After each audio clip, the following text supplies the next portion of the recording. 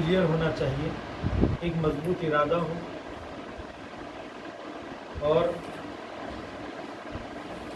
صلوات پڑھیں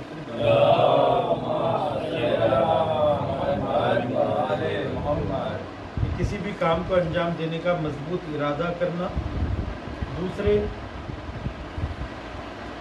عہد و پیمان باندھنا اپنے آپ سے، پروردگار عالم سے اور اہل بیت کرام سے عہد و پیمان باندھنا۔ عہد و پیمان کے بعد اپنے عمل کی مراقبت کرنا، نظارت کرنا اس کے اوپر اور اپنے اعمال کا محاسبہ کرنا، تب کہیں جا کر آپ کسی بھی عمل، دنیا کے کسی بھی کام کو آپ انجام دینا چاہتے ہیں، کسی بھی مقصد تک پہنچنا چاہتے ہیں، تو اس کے لیے آپ کو ان مراحل سے گزرنا ہے۔ مضبوط ارادہ ہو، اپنے آپ سے عہد و پیمان باندھا جائے، اپنے کاموں پہ نظارت کی جائے اور جو عمل انجام دے دیا ہے اس کا محاسبہ کیا جائے کہ میں کتنا کامیاب رہا، کتنا ناکام رہا۔ تب انسان کے اعمال کا اس کو نتیجہ ملتا ہے، اس کی محنتوں کا اس کو صلہ ملتا ہے۔ یہ ایک مرحلہ تھا۔ اب اس کے بعد بات یہ آئی تھی کہ جب ہم میدان عمل میں آ جائیں گے تو سب سے پہلے کون سا کام کریں؟ تو کہا کہ اللہ سبحانہ و تعالیٰ سے محبت کریں، اللہ سبحانہ و تعالیٰ سے دوستی کریں۔ کیوں؟ اس لیے کہ یہ قوی ترین محبت ہے کا جذبہ ہے جو انسان فطری طور پر اپنے ساتھ لے کر آیا ہے۔ انسان اپنے وجود میں اللہ کا محتاج ہے، اسی لیے ہر پل ہر لحظہ اس کی جانب راغب ہے فطری طور پر۔ یہ اور بات ہے کہ روزمرہ کے مسائل میں اور دنیا کی چمک اور دمک میں انسان اللہ سے غافل ہو جاتا ہے، مگر یہ غفلت دیر پا نہیں ہوتی ہے، کیونکہ انسان جب مصیبتوں میں گھرتا ہے تو اس وقت اللہ کی طرف رغبت کرتا ہے، یا اس کی ضمیر اس کا ضمیر اس کو بار بار جگاتا ہے، احساس دلاتا ہے کہ اتنی ساری نعمتیں تم استعمال کر رہے ہو، یہ کس کی عطا کردہ ہے۔ جب انسان اپنے منعم کا شکر ادا کرنا چاہتا ہے، یا پھر روزمرہ کے کاموں کے بعد جب دیکھتا ہے کہ کیا میری زندگی کا حاصل یہی ہے کہ میں کماؤں کھاؤں اور اپنی دولت کو اپنے بعد والے لوگوں کے لیے چھوڑ کر چلا جاؤں، کیا یہی میری زندگی کا حاصل ہے؟ جب اپنے مقصد زندگی کے بارے میں غور و فکر کرتا ہے، ہدف کے بارے میں غور و فکر کرتا ہے، تو پھر وہ خدا تک پہنچتا ہے۔ کہتا ہے کہ یہ سارے کے سارے اہداف جو میں نے اپنی زندگی کے لیے قرار دیے ہیں وہ ذیلی ہیں، اصلی نہیں ہے، بنیادی نہیں ہے۔ اسی لیے بنیادی ترین ہدف اگر کوئی ہے تو وہ اللہ سبحانہ و تعالیٰ کی ذات ہے، تو انسان اللہ کی طرف راغب ہوتا ہے۔ اور یہ رغبت اتنی قوی ہے کہ اگر انسان متوجہ نہ ہو تو اللہ اسے متوجہ کرواتا ہے، کبھی نعمتیں چھین کر اور کبھی مصیبتوں میں گرفتار کر۔ اسی لیے انسان کے اوپر جو بلائیں آتی ہیں، جو مصیبت آتی ہے، جو تکلیفیں آتی ہیں، اس کے 3 مقصد ہیں۔ یہ مصیبتیں انسان کے اوپر اس لیے آتی ہیں کہ کبھی اس کے مرتبے کو بلند کیا جائے، جیسے کہ انبیاء علیہ السلام کو اللہ سبحانہ و تعالیٰ نے مصائب اور مشکلات میں گرفتار کیا، تو کیا خدا نخواستہ یہ مصیبتیں ان کے گناہ کا نتیجہ تھی؟ گناہ کا نتیجہ تو نہیں تھا۔ کیا غفلت سے جگانے کے لیے تھا؟ غفلت سے جگانے کے لیے بھی نہیں تھا۔ تو پھر کس لیے؟ ان کے مرتبے کو بلند کرنے کے لیے، کیونکہ اللہ سبحانہ تعالیٰ جب اپنے بندوں سے بے انتہا محبت کرتا ہے تو انہیں بلاؤں میں گرفتار کرتا ہے۔ اذا احب اللہ عبدا غتہ بالبلاء غتہ، اللہ سبحانہ تعالیٰ جب کسی بندے سے محبت کرتا ہے تو اسے بلاؤں میں غوطہ کرتا ہے۔ کیوں؟ کیونکہ یہ بلائیں، یہ مصیبتیں، یہ تکلیفیں انسان کی تربیت کرتی ہیں۔ جیسے ایک ٹیکسی چلانے والا، ایک ڈرائیور، وہ سیدھے راستے پہ صحیح نہیں چل سکتا جب تک اس کا راستہ زگ زیگ نہ ہو اور ٹیڑھا میڑھا نہ ہو، تو اس کی توجہ بٹی رہتی ہے۔ ایسے راستے سے اگر رستہ ایک ٹیڑھا ہو تو وہ ہمیشہ متوجہ رہتا ہے اپنے راستے کی طرف، چوکنا رہتا ہے، اس کو اونگ نہیں آتی ہے۔ اسی طریقے سے مشکلات اور مصائب بھی ہم کو تربیت کرتے ہیں، ہم کو جگاتے ہیں، ہم کو راستہ دکھاتے ہیں اور ہماری صلاحیتوں میں اضافہ کرتے ہیں۔ یہ دنیا ایک بھٹی ہے جس کے اندر جس طریقے سے ہم خالص سونا ڈال کر وہ ناخالص سونا ڈال کر خالص سونا نکالتے ہیں، خام چاندی ڈال کر اصلی چاندی نکالتے ہیں، اسی طریقے سے اللہ سبحانہ و تعالیٰ دنیا کی اس بھٹی میں ہمیں ڈالتا ہے تاکہ یہ دیکھے کہ ان میں سے کون اصلی مومن ہے، کون ایمان کے مرتبے پر فائز ہے۔ ایمان کو جانچنے کا ایک ذریعہ ہے امتحانات، مصیبتیں، بلائیں۔ سوال یہ اٹھتا ہے کہ کیا اللہ سبحانہ و تعالیٰ نہیں جانتا ہے کہ اس کے بندے کا انجام کیا ہونے والا ہے، وہ کیسا ہے؟ تو عجب نہیں آواز آئی کہ یقیناً میں تو تمہارے انجام سے باخبر ہوں، لیکن کل روز قیامت تم یہ اعتراض نہ کرو کہ اے پروردگار تو میرا امتحان لیتا، مجھے آزماتا اور اس کے بعد دیکھتا کہ میں کامیاب ہوا یا نہیں ہوا، پہلے ہی میرے حق میں کیسے تو نے فیصلہ کر دیا۔ تو اللہ سبحانہ و تعالیٰ انسان کو آزمائش میں ڈالتا ہے۔ پہلا مقصد اس کا کیا ہے؟ انسان کے ایمان کو بڑھانا، اس کے مرتبے میں اضافہ کرنا۔ انبیاء علیہ السلام اور ائمہ کرام کو اللہ سبحانہ و تعالیٰ نے اگر آزمائش میں ڈالا، اس لیے ڈالا تاکہ ان کے ایمان کو جلا بخشی جائے، ان کے مرتبے کو بلند کیا جائے۔ اسی لیے صلوات کے لیے بھی کہتے ہیں، جب ہم صلوات پڑھتے ہیں محمد و آل محمد پر، تو جب بندہ سوال کر درود بھیجتا ہے تو اس کا مطلب ہے طلب کرنا، طلب رحمت کرنا۔ اور اللہ سبحانہ و تعالیٰ جب صلوات بھیجتا ہے کہ اس عمل میں پروردگار بھی شامل ہے، تو وہاں پر رحمت نازل کرنا۔ تو ایک ہے رحمت کا طلب کرنا، دوسرے ہے رحمت کا نازل کرنا۔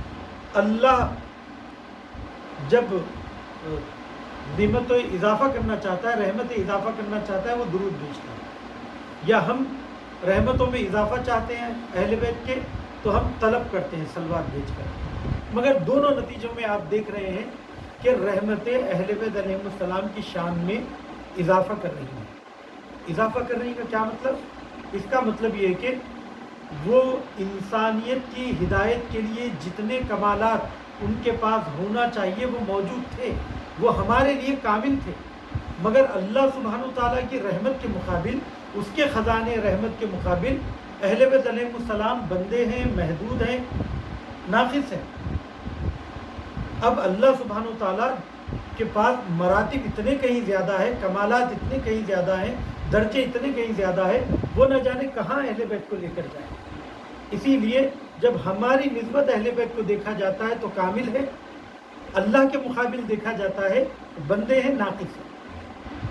یہی وجہ ہے کہ ان کے اوپر رحمت کو نازل کر کے ان کے مرتبے کو بلند کیا جا رہا ہے۔ یہ ضروری ہے۔ ہمارے پاس یہ جو تصور ہے کامل ہے کا مطلب یہ ہے کہ اب ان کی ذات میں کسی بھی چیز کا اضافہ نہیں ہو سکتا، جبکہ ایسا نہیں ہے۔ اہل بیت کو اتنا ہی علم دیا گیا تھا جتنا ہماری ہدایت کے لیے ضروری ہے، لیکن اگر اس سے آگے وہ جاننا چاہتے تھے تو اذا شاءوا علموا، جب وہ چاہتے تھے تو جان لیتے تھے۔ یا ربی زدنی علما، اے پروردگار میرے علم میں اضافہ فرما۔ کون یہ دعا کر رہا ہے؟ پیغمبر اکرم۔ پیغمبر اکرم کون ہے؟ افضل الانبیاء، جس کے پاس تمام نبیوں سے زیادہ کمالات موجود ہیں۔ پھر آپ کس علم کی اضافے کی دعا مانگ رہے ہیں؟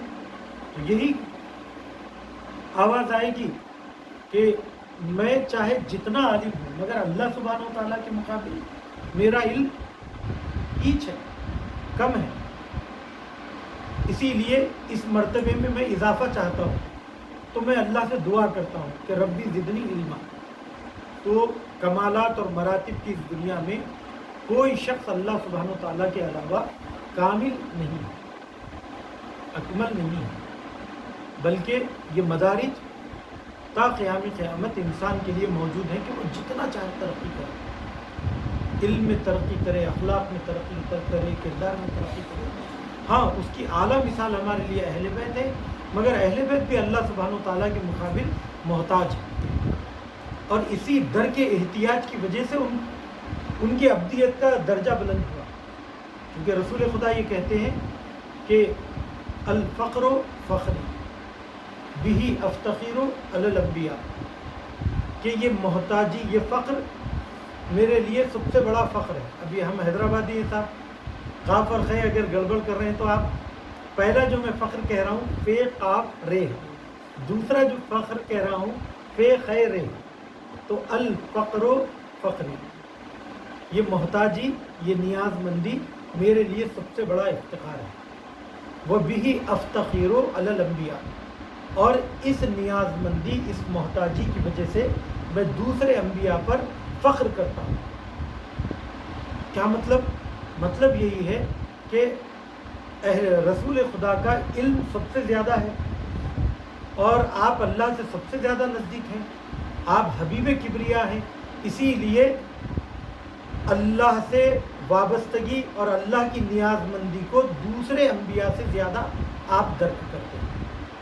चूँकि आप अपनी मोहताजी को सबसे ज़्यादा दर्क करते हैं, इसीलिए कह रहे हैं कि मैं दूसरे अंबिया पर फ़ख्र करता हूँ कि मैं सबसे ज़्यादा अल्लाह का मोहताज हूँ, और इस बात को मैं महसूस करता हूँ।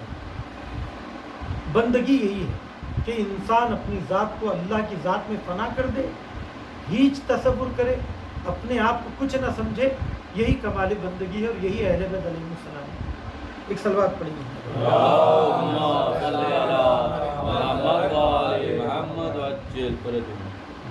तो बात ये हो रही थी कि इंसान अगर मैदान अमल में आना चाहता है तो सबसे पहले अल्लाह से दोस्ती करे। अल्लाह से दोस्ती फितरी है, हर इंसान अल्लाह से मोहब्बत करता है और अल्लाह सुब्हानहू तआला भी बंदों से मोहब्बत करता है। अगर मोहब्बत ना होती तो क्या अल्लाह सुब्हानहू तआला अदम से वजूद बख्शता हमें? और अल्लाह सुब्हानहू तआला जो बंदों से मोहब्बत करता है वो जज्बाती नहीं है, चूँकि जज्बात आरिज़ होते हैं, कैफियत इंसान के ऊपर आरिज़ होती है। अल्लाह सुब्हानहू तआला कामिल है, अकमल है, उसमें किसी चीज़ का इजाफा नहीं हो सकता। तो फिर इसका क्या मतलब है कि अल्लाह बंदों से मोहब्बत करता है? तो दर हकीकत सारी मखलूक अल्लाह की ज़ात के जलवे हैं और अल्लाह सुब्हानहू तआला अपनी ज़ात को पसंद करता है। तो ये दर हकीकत हुब्बे ज़ात है। अल्लाह चूँकि अपनी ज़ात को पसंद करता है तो अपनी ज़ात के जलवे को भी पसंद करता है। यही वजह है वो अपने बंदों से भी मोहब्बत करता है, उनको भी चाहता है। और इसका इजहार भी अल्लाह ने कई जगह किया। एक तरफ ये कहा कि तुम मुझसे मोहब्बत करो और दूसरी तरफ कहा कि मैं तुमसे मोहब्बत करता हूँ। और कौन सी ऐसी खूबियाँ तुम्हारे अंदर होनी चाहिए कि मैं तुमसे मोहब्बत करने लगूँ? तो अल्लाह सुब्हानहू तआला ने कुरान मजीद में तकरीबन 16 मकामात पर मुख्तलिफ सिफतें अपने बंदों की जिक्र की। कहा कि अगर ये खूबी तुम्हारे अंदर, ये खुसूसियत, ये विशेषगी तुम्हारे अंदर अगर मौजूद रहेगी तो मैं तुमसे मोहब्बत करूँगा। वो क्या क्या चीज़ें हैं? सबसे पहले कहा कि इन्नल्लाह युहिब्बुस साबिरीन, अल्लाह सब्र करने वालों को पसंद करता है। या ये कहा कि इन्नल्लाह युहिब्बुल मुत्तकीन, अल्लाह परहेजगार लोगों को पसंद करता है। या ये कहा कि इन्नल्लाह युहिब्बुल मुतवक्किलीन, अल्लाह तवक्कुल करने वालों को पसंद करता है। या ये कहा कि इन्नल्लाह युहिब्बुत तव्वाबीन, अल्लाह तौबा करने वालों को पसंद करता है। या अल्लाह ने ये कहा कि इन्नल्लाह युहिब्बुल मुतत्तहिरीन, अल्लाह पाकीज़ा लोगों को पसंद करता है, जो पाक साफ रहना पसंद करते हैं, बातिनी पाकीज़गी और ज़ाहिरी पाकीज़गी। और अल्लाह नेकी करने वालों को पसंद करता है। इन्नल्लाह युहिब्बुल मुहसिनीन, अल्लाह सुब्हानहू तआला मुजाहिदीन, राह खुदा में जिहाद करने वालों को पसंद करता है। इन्नल्लाह युहिब्बुल लज़ीना युक़ातिलूना फ़ी सबीलिही, अल्लाह उन लोगों को पसंद करता है जो राह खुदा में जिहाद करते हैं।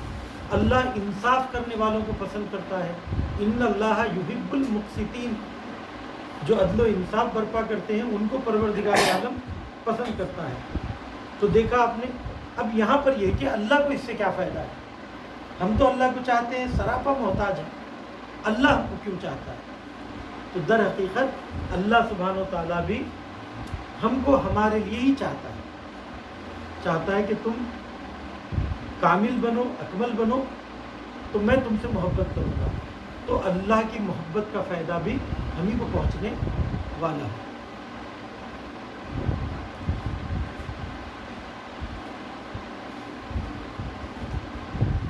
اب اس کے بعد یہ بات ہوئی تھی کہ پروردگار عالم نے اپنی محبت کی ایک شرط قرار دی. اب جب دعوی محبت کی بات آتی ہے تو سبھی لوگ، مسیحی کہتے ہیں کہ ہم اللہ سے محبت کرتے ہیں، یہودی کہتے ہیں کہ ہم اللہ سے محبت کرتے ہیں، مشرکین بھی کہتے ہیں کہ ہم اللہ سے محبت کرتے ہیں. مگر اللہ سبحانہ و تعالیٰ نے شرط محبت کیا قرار دی؟ تو شرط محبت یہ ہے کہ قل ان کنتم تحبون اللہ فاتبعونی، اگر تم اس بات کا دعویٰ کرتے ہو کہ تم اللہ سے محبت کرتے ہو تو اے رسول ان سے کہہ دیجئے، کیا کہہ دیجئے؟ فاتبعونی، کہ میری اتباع کرو. اگر رسول خدا کی اتباع کر رہے ہیں تو آپ اللہ کے حقیقی بندے ہیں، اللہ کے محب ہیں، اللہ سے محبت کرنے والے ہیں. لیکن اگر صرف یہ زبانی دعویٰ ہے کہ ہم اللہ سے تو محبت کرتے ہیں مگر رسول خدا کی پیروی نہیں کرتے گفتار میں، کردار میں، تو اس کا مطلب یہ کہ یہ دعویٰ جھوٹا ہے. اللہ نے اس کے بعد کیا کہا کہ اگر تم رسول سے محبت کرو گے اور ان کی اتباع کرو گے تو کیا ملے گا تم کو؟ نتیجے میں دو چیزیں یہاں پر ذکر کی گئی کہ یحببکم اللہ، اللہ بھی تم سے محبت کرنے لگے گا، ویغفر لکم ذنوبکم، اور وہ تمہارے گناہوں کو بخش دے گا. عجب نہیں یہاں پر شیطانی خیال ہمارے دل میں آئے. شیطان سے بڑا موحد کوئی نہیں ہے. اس نے کیا کہا کہ میں آپ کو تو سجدہ کروں گا مگر آپ کے علاوہ کسی اور کو سجدہ نہیں کروں گا. اس سے بڑی بات کیا ہو سکتی ہے؟ لیکن اللہ نے کیا کہا؟ مگر شرط بندگی یہ ہے کہ جو میں حکم دوں اس حکم کو بجا لاؤ. اس حکم کو بجا لانا بندگی ہے. تو یہاں پر بھی کوئی یہ کہے کہ ہم رسول خدا کو تو، اللہ کو تو مانیں گے مگر ہم اپنے جیسے انسان کی پیروی نہیں کریں گے، چونکہ انسان کی آزادانہ طبیعت پہ یہ بار ہے کہ وہ قانون کی بالادستی قبول کرے یا اپنے جیسے انسانوں کی پیروی کرے. یہاں سے ایک لطیف نقطہ آپ کی خدمت میں پیش کر رہا ہوں. یہاں حکم دیا جا رہا ہے کہ رسول کی پیروی کرو. کیوں رسول کی پیروی کرو؟ رسول خدا بھی تو ہماری طرح ایک انسان ہے. آپ کہیں گے نور ہے. نور در حقیقت ایک مرتبے کا نام ہے، دھات نہیں ہے. نور ایک مرتبہ ہے. یا اگر ایسا ہوتا تو پھر وہ ہمارے لیے اسوہ اور آئیڈیل کیسے بنتا؟ قرآن مجید میں صریحاً اس بات کا ذکر ہے کہ رسول خدا کچھ نہیں ہے مگر بشر قرار دیا گیا، اور ایک انسان دوسرے انسان کی پیروی کرنا اس کے لیے سخت ہے. تو پھر میں پیروی رسول خدا کی کیوں کروں؟ ائمہ علیہ السلام کی پیروی کیوں کروں؟ میں ڈائریکٹ اللہ کی پیروی کروں چونکہ اس کی مرضی کے مطابق زندگی گزارنا چاہتا ہوں. اللہ سے رابطہ کروں. یہ بندوں سے میرا کیا رشتہ ہے؟ جیسے کہ بدھسٹ کہتے ہیں ہم کو نبی کی ضرورت نہیں ہے، صرف آپ دھیان کیجئے، گیان ملے گا، اسی سے آپ کو موکش حاصل ہوگا، نجات حاصل ہوگی. تو ان کو نبوت کی ضرورت محسوس نہیں ہوتی ہے. مگر یہاں پر کہا جا رہا ہے کہ جنہیں آپ انبیاء کی پیروی کرو، تو کوئی نہ کوئی اٹریکشن ان کے اندر ہونا چاہیے جس کی وجہ سے ہم ان کی پیروی کریں. وہ اٹریکشن اہل بیت میں کیا ہے؟ انبیاء کرام میں وہ کیا باتیں ہیں جس کی وجہ سے ہم ان کی پیروی کریں؟ تو 4 باتیں اہل بیت میں ایسی ہیں جو عام انسانوں میں نہیں پائی جاتی، جس کی وجہ سے ہم اہل بیت سے محبت کرتے ہیں یا ان کی پیروی کرنے پہ مجبور ہیں. ان کے جیسا کوئی ہم کو ملتا نہیں ہے. سب سے پہلی چیز جو اہل بیت علیہ السلام کے پاس ہے وہ ہے علم. علم ہمیں مجبور کرتا ہے کہ ہم اہل بیت علیہ السلام کی پیروی کریں. اہل بیت علیہ السلام کی طرح کے علاوہ اگر دوسری ہستیوں کو ہم دیکھتے ہیں تو وہ ان کی زندگی کا حاصل ان کے تجربے ہیں، اور وہ تجربے کبھی اس کے نتائج غلط نکلے اور کبھی اس کے نتائج صحیح نکلے. ان لوگوں نے ٹھوکریں بھی کھائی ہیں اور کبھی راہ راست پر بھی چلے ہیں. تو یہ لوگ ہمارے لیے آئیڈیل نہیں بن سکتے ہیں. وہی آئیڈیل بنیں گے جو عالم ہیں، جو زندگی کے فلسفے سے واقف ہے، حلال اور حرام سے واقف ہے، جو اللہ کی مرضی سے واقف ہے۔ دوسری چیز جو ہم کو اہل بیت کی پیروی کے لیے ابھارتی ہے وہ ہے اہل بیت کی عصمت، پاکیزہ کرداری۔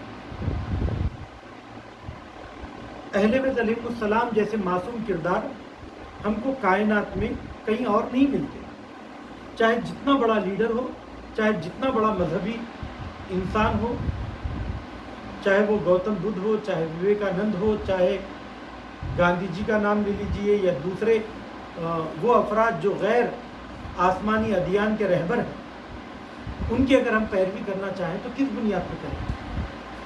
ہم ان کو دیکھتے ہیں کہ وہ معصوم نہیں ہے اپنی زندگی میں، اور کسی نے عصمت کا دعویٰ بھی نہیں کیا۔ پاکیزہ کردار اگر کسی کا ہے کہ جس نے نہ کسی کے آگے زانو ادب طے کیا، نہ کسی نے اپنی زندگی میں کسی اور کو آئیڈیل بنایا۔ ائمہ علیہ السلام نے کسی کے آگے زانو ادب طے نہیں کیا، اس کے بعد بھی یہ دعویٰ کرتے رہے سلونی سلونی قبل ان تفقدونی۔ اگر یہ محتاج ہوتے تو یہ دوسروں کے آگے جا کے پڑھتے۔ پیغمبر اکرم کا خود ایک لقب ہے امی۔ امی کا مطلب یہ ہے ان پڑھ، مگر اردو زبان کی کوتاہی ہے، ہم ان پڑھ اور جاہل کو ایک معنی میں لیتے ہیں۔ ان پڑھ کا مطلب یہ ہے کہ رسول اکرم نے کسی کے آگے زانو ادب طے نہیں کیا، کسی سے پڑھا نہیں۔ اس کا مطلب یہ نہیں کہ جانتے نہیں، عالم ہیں مگر کسی سے پڑھا نہیں ہے، عالم ہے کسی سے پڑھا نہیں ہے۔ اسی لیے پیغمبر اکرم کا ایک لقب امی ہے۔ تو آپ نے کسی سے تعلیم حاصل نہیں کی، تعلیم حاصل نہ کرنے کے باوجود نبوت ملنے سے پہلے اور نبوت ملنے کے بعد آپ کی زندگی میں ذرہ برابر جھول نہیں ہے، کبھی آپ نے کوئی خطا نہیں کی، کبھی آپ نے کوئی غلطی نہیں کی، کسی کا مال غصب نہیں کیا، کبھی جھوٹ نہیں بولا۔ اور اس زمانے میں بت پرستی ہوتی تھی، آپ بت پرستی سے محفوظ رہے۔ اس زمانے میں شراب خواری ہوتی تھی، آپ شراب خواری سے محفوظ رہے۔ اور حسد نہیں تھا، جلن نہیں تھا، بات بات پہ جھگڑا کرنا نہیں تھا۔ ان لوگوں کی طرح اپنی زندگی نہیں گزاری جس زمانے میں عرب ایک وحشیانہ زندگی گزارتے تھے۔ پیغمبر اکرم اس سے محفوظ تھے۔ تو یہ دیکھ کر انسان کو کیا یقین ہوتا ہے کہ یہ ہستی کیا ہے؟ معصوم ہے۔ تو یہ تیسری چیز محبت۔ اہل بیت علیہ السلام کا علم اور ان کا پاکیزہ کردار انسان کا دل ان کی طرف جھکاتا ہے، کیونکہ انسان کمال کی طرف جھکتا ہے، اور اہل بیت علیہ السلام با کمال ہے، علمی اعتبار سے بھی، عصمت کے اعتبار سے بھی۔ تو انسان ان کے آگے جھکتا ہے اور ان سے خود بخود محبت کرتا ہے۔ اور یہ جو محبت ہماری اہل بیت سے ہے فطری، جو محبت فطری ہے، اسی فطری محبت کو اللہ نے قانون بنا دیا اور کہا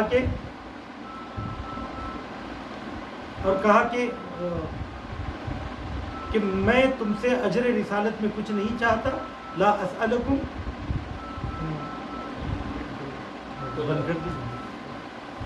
مگر میرے اہل بیت کی محبت۔ تو جو محبت فطری ہے، اسی چیز کو پروردگار عالم نے قانون بنا دیا کہ انسان جو اپنے اہل بیت علیہ السلام سے محبت کرے۔ تو یہاں اہل بیت علیہ السلام کی اتباع لازمی، اور اتباع کب ہو سکتی ہے؟ جب اٹریکشن ہو، کوئی جاذبیت ہو۔ اہل بیت میں کیا جاذبیت ہے؟ پہلی جاذبیت علم، دوسری جاذبیت عصمت، تیسری جاذبیت محبت، چوتھی جاذبیت مظلومیت۔ جتنے بھی انبیاء علیہ السلام اس دنیا میں آئے اور ائمہ علیہ السلام کی زندگی آپ دیکھیے کہ یہ لوگ مظلوم واقع ہوتے ہیں، جنہوں نے لوگوں کی بہتری چاہی، لوگوں کی ہدایت چاہی اور سماج کی بہتری چاہی، لوگوں نے انہی سے دشمنی کی اور انہی کو ستایا۔ کم لوگ تھے جو ان کے اوپر ایمان لے کر آئے، لیکن اکثریت نے انہیں تکلیف پہنچائی۔ اسی لیے حضرت علی علیہ السلام رسول خدا بھی یہ کہتے ہیں، رسول خدا یہ کہتے ہیں کہ تمام انبیاء میں سب سے زیادہ جسے اذیت پہنچائی گئی وہ میں۔ یا حضرت علی علیہ السلام یہ فرماتے ہیں کہ مجھ میں اور عام لیڈروں میں فرق یہ ہے کہ عام لیڈروں نے رعایا پر ظلم کیا، لیکن میں وہ مظلوم رہبر ہوں جس پر رعایا نے ظلم کیا، تو رعایا نے ستایا۔ مگر انہی چیزوں کی وجہ سے جب ہم اس پیمانے پر دوسرے رہبروں کو دیکھتے ہیں، خلفائے ثلاثہ کو دیکھتے ہیں جس کو اہل سنت محترم اور معتبر مانتے ہیں، تو ہم دیکھتے ہیں کہ آخر ہم ان افضل ہستیوں کو چھوڑ کر کس بنیاد پر ان کی پیروی کریں، کس بنیاد پر ان کی پیروی کریں؟ اسے عقل نہیں مانتی، اسے فطرت نہیں مانتی، اسے دل نہیں مانتا۔ ہم جو اہل بیت علیہ السلام سے محبت کرتے ہیں وہ فطری ہے اور عقلی بنیاد پر ہے۔ اور پھر کس بنیاد پر مانیں؟ جس کو تم اپنا رہبر مانتے ہو وہ خود اہل بیت کے آگے زانو ادب طے کرے ہوئے ہیں، ان کے محتاج ہیں۔ خلیفہ دوم کو دیکھو تو کہتے ہیں کہ لولا علی لا ہلک عمر، اگر حضرت علی نہ ہوتے تو عمر ہلاک ہو جاتا۔ یا ابو حنیفہ کہتے ہیں کہ اگر 2 سال میں امام صادق علیہ السلام کی خدمت میں نہ ہوتا تو گمراہ ہو جاتا۔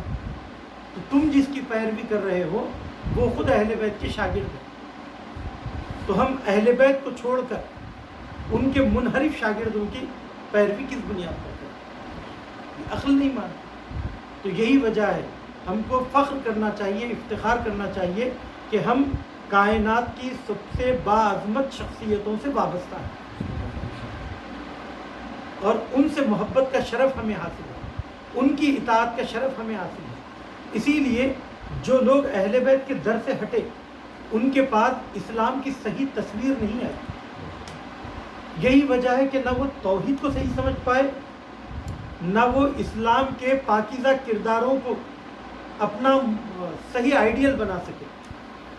اب دیکھیے ان کے پاس اللہ کی محبت واضح نہیں ہے، یہی وجہ ہے کہ اللہ کی محبت کا نام بھی لیتے ہیں، رحمان کی عبادت کا دم بھی بھرتے ہیں اور انسانوں کا قتل عام بھی کرتے ہیں داعش کی شکل میں۔ یہ سب کے سب موحد ہیں، یہ سب کے سب کہتے ہیں کہ ہم توحید کا پرچم بلند کر رہے ہیں۔ وہ دین جو کہتا ہے کہ لا اکراہ فی الدین، اس میں آپ اجباری طور پر زور زبردستی کے ساتھ لوگوں کو اپنے دین کا پابند کرنا چاہتے ہیں، اگر وہ نہیں مانتے ہیں تو تم ان کا قتل عام کرتے ہو۔ یہ توحید کا ادھورا مفہوم کہاں سے ملا ان کو؟ یہ در حقیقت در اہل بیت سے دور ہونے کا نتیجہ ہے کہ یہ لوگ داعش میں تبدیل ہوئے۔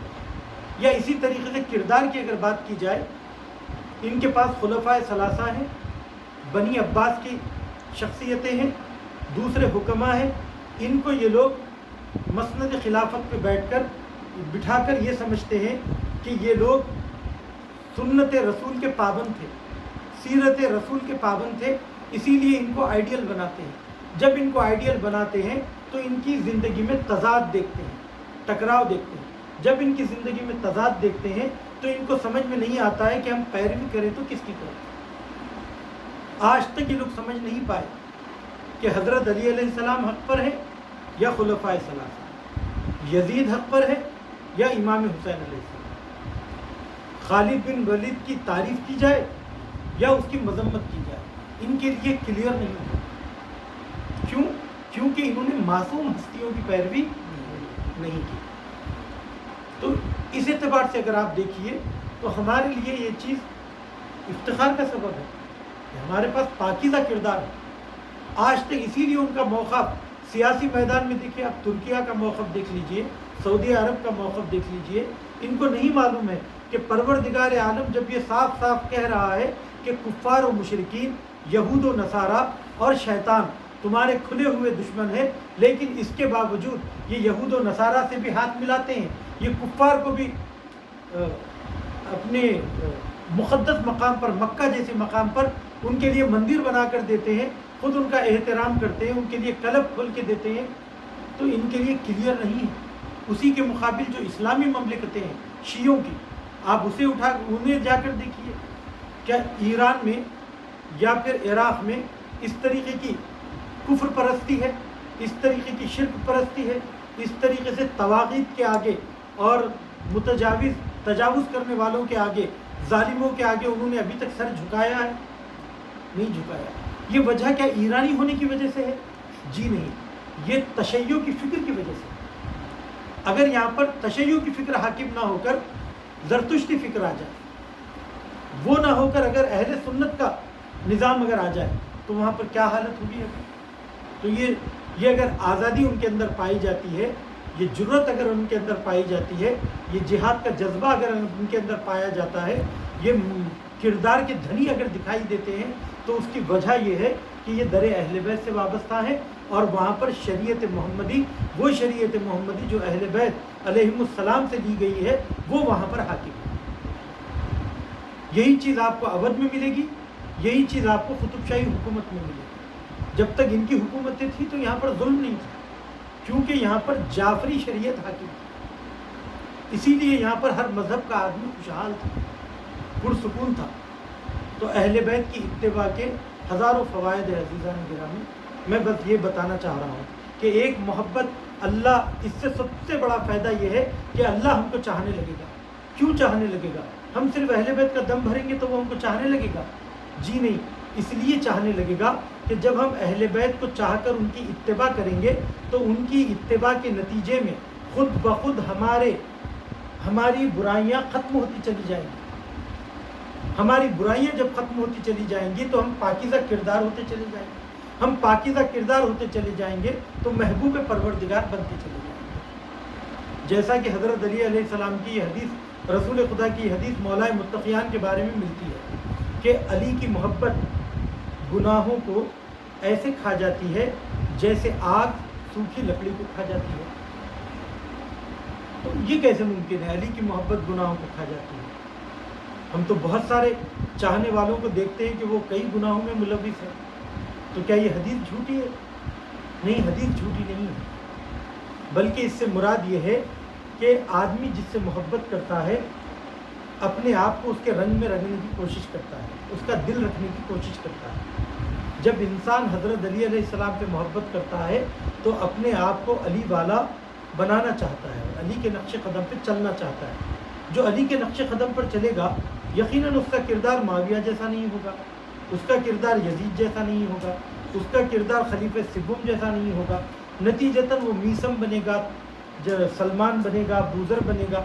جب ایسا پاکیزہ کردار اس کے اندر ڈھلتا چلا جائے گا تو وہ خود بخود اس کے گناہ ختم ہوتے چلے جائیں گے، اور گناہ ختم ہوتے چلے جائیں گے تو محبوب پروردگار بنتا چلا جائے گا۔ اور یہ بھی کمال ہے پروردگار عالم کا، لطف ہے اس کا کہ جب ہم ایک گناہ کرتے ہیں تو ہمارے گناہ کے بدلے میں ایک عذاب پروردگار عالم لکھتا ہے، لیکن جب ہم نیکی کرتے ہیں تو ہمارے کئی گناہوں کو مٹا دیتا ہے۔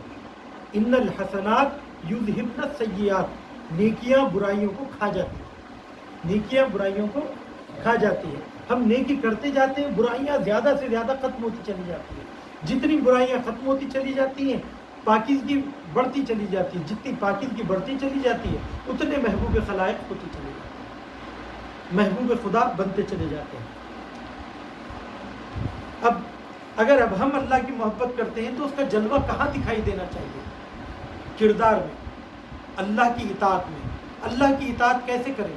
وہ تو میرے لیے آئیڈیل بن نہیں سکتا، تو اس کی اطاعت کا جلوہ اہل بیت کی اطاعت میں ملے گا، نبی کی اطاعت میں ملے گا۔ اسی لیے اللہ نے حکم دیا کہ فاتبعونی، رسول خدا سے کہا کہ تم یہ کہو کہ فاتبعونی، میری اتباع کرو۔ ہم رسول کی اگر اتباع کریں گے تو خود بخود پاکیزہ ہو جائیں گے۔ کیسے پاکیزہ ہو جائیں گے؟ بالکل اسی طریقے سے جیسے ایک شخص کشتی میں سوار ہوتا ہے، سوار ہونے کے بعد وہ کشتی نہیں چلاتا ہے، ناخدا کشتی چلاتا ہے۔ اب یہ اس کشتی کے ساتھ جاتا ہے فقط اور ساحل مراد تک پہنچ جاتا ہے۔ اسی طریقے سے بالکل ہماری بھی حالت ہے۔ جب ہم کہ اہل بیت بھی کیا ہیں؟ سفینہ ہے، کہ مثل اہل بیتی کا سفینۃ نوح، میرے اہل بیت کی مثال نوح کی کشتی کی طرح ہے۔ جو اس کشتی میں سوار ہوا وہ نجات پا گیا۔ تو ہم کیسے کشتی میں سوار ہوں؟ جس طریقے سے کشتی میں جانے کے بعد آپ کی اپنی کوئی ارادہ نہیں ہوتا ہے، آپ کا اپنی کوئی حرکت نہیں ہوتی ہے، اسی طریقے سے ہم اپنے آپ کو دامن اہل بیت سے وابستہ کر لیں۔ اب ہماری اپنی کوئی فکر نہ ہو، ہماری اپنی کوئی مرضی نہ ہو، ہمارا اپنا کوئی ارادہ نہ ہو، ہماری اپنی کوئی چاہت نہ ہو، وہ چاہیں جو اہل بیت چاہیں، وہ کریں جو اہل بیت کریں۔ تو جب ہم اس طریقے سے کام کریں گے تو نتیجتاً اہل بیت علیہم السلام ان ہستیوں کی طرح ہو جائیں گے جو راستہ بھی دکھاتے ہیں، منزل تک بھی پہنچاتے ہیں۔ اہل بیت علیہم السلام سے وابستہ ہو جائیے، خود بخود ہم منزل تک پہنچ جائیں گے، خود بخود ہم نجات تک پہنچ جائیں گے، خود بخود۔ تو پتہ یہ چلا کہ سب سے بڑا رستہ اللہ سے محبت کو ثابت کرنے کا اطاعت پروردگار۔ اطاعت پروردگار اس وقت تک ممکن نہیں ہے جب تک ہم نبی کی اطاعت نہ کریں۔ نبی کی اطاعت اس وقت تک مکمل نہیں ہوتی جب تک ہم اہل بیت کی اطاعت نہ کریں۔ اہل بیت کی اطاعت در حقیقت وہی نبی کی اطاعت ہے۔ یہی وجہ ہے کہ جب تک اہل بیت کی معرفت حاصل نہیں ہوگی، صحیح رسول خدا کی معرفت حاصل نہیں ہوگی۔ جب تک صحیح رسول خدا کی معرفت حاصل نہیں ہوگی تب تک خدا کی معرفت حاصل نہیں ہوگی۔ اسی لیے آخر الزمانہ میں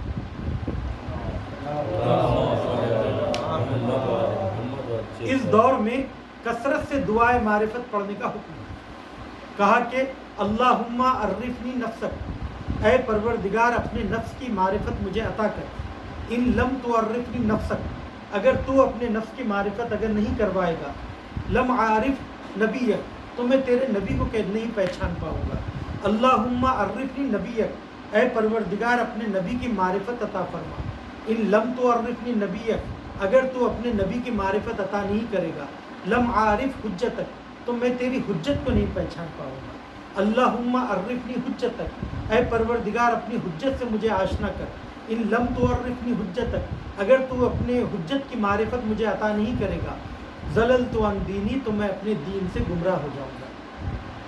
تو دیکھا آپ نے، پہلے اللہ کی معرفت، اس کے بعد رسول کی معرفت، اس کے بعد امام کی معرفت۔ مگر یہ معرفت کون سی ہے؟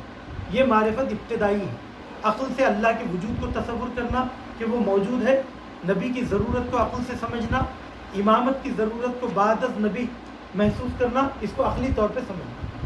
اب جب اللہ پر ایمان آ گیا تو اب اللہ نے جس پر ایمان لانے کا حکم دیا اس کو ماننا، کہ اس میں سب سے پہلے رسول خدا ہے۔ رسول خدا کو ماننے کا حکم دیا۔ اب اللہ نے حکم دیا، ہم نے رسول کو مانا، مگر کس اعتبار سے مانا؟ اللہ کا حکم ہم کو کس سے ملا؟ رسول خدا سے ملا۔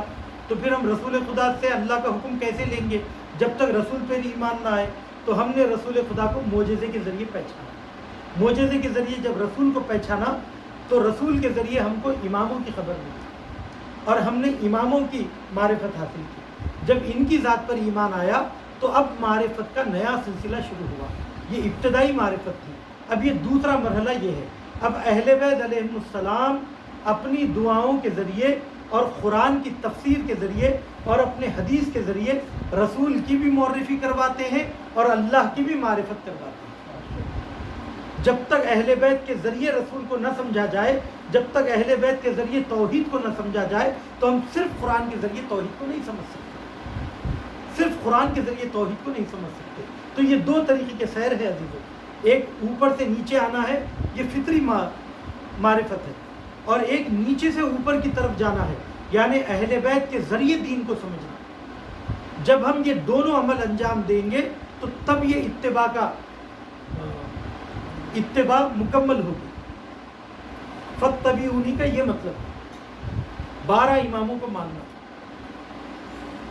ٹھیک ہے، صرف امامت کو ماننا بھی اتباع نہیں ہے، بلکہ 12 اماموں کو ماننا۔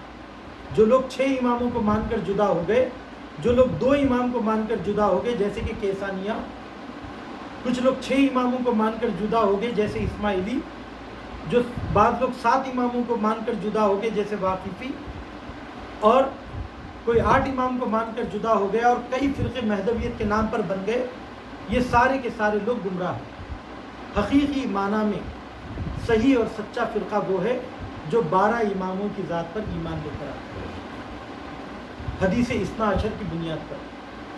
وہ حدیث جس میں 12 اماموں کا ذکر کیا گیا، وہ تعداد فقط اور فقط شیعہ 12 امامی کے پاس پوری ہوتی ہے۔ جو اس راہ پر چلے گا، جو اس طریقے سے ایمان لائے گا، وہ صحیح معنی میں اتباع رسول اس نے کی ہے، اور جو اتباع رسول کرے گا یحببکم اللہ، اللہ بھی اس سے محبت کرے گا۔ اور کیا کرے گا؟ یغفر لکم ذنوبکم، وہ تمہاری خطاؤں کو بھی معاف کرے گا، درگزر کرے گا۔ تو اللہ کی محبت پہلی چیز ہے۔ دوسری چیز ہے اللہ کے دوستوں سے دوستی کرنا، اور تیسری چیز ہے ان کے دشمنوں سے دشمنی کرنا۔ دعوی محبت کے 3 اثر ہیں۔ پہلے ہے رسول کی اتباع، اللہ کی اطاعت اور رسول کی اتباع، پہلا اثر اللہ سے محبت کا پہلا اثر۔ دوسرا اثر اللہ کے دوستوں سے دوستی۔ تیسرا اثر اللہ کے دشمنوں سے دشمنی۔ اچھا، دوستوں سے دوستی کیا مطلب ہے؟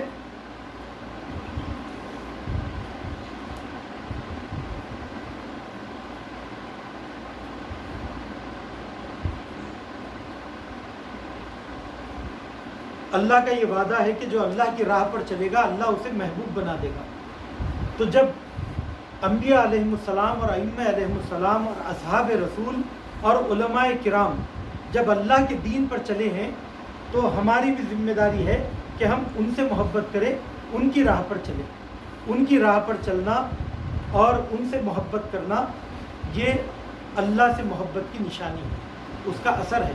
اگر کوئی مومنین سے نفرت کرتا ہے، مومنین سے دشمنی کرتا ہے، مومنین سے حسد کرتا ہے، مومنین سے دل میں کینہ رکھتا ہے، تو وہ حقیقی معنی میں اللہ کا محب نہیں ہے۔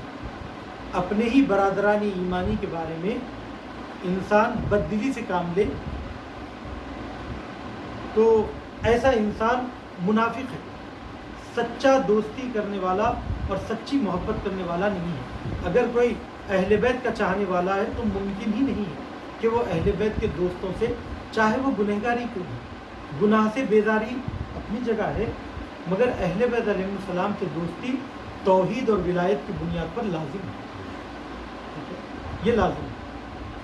آج ہمارے درمیان جو آپسی رنجشیں ہیں، اس میں بڑا عجب ماحول سا بنا ہوا ہے۔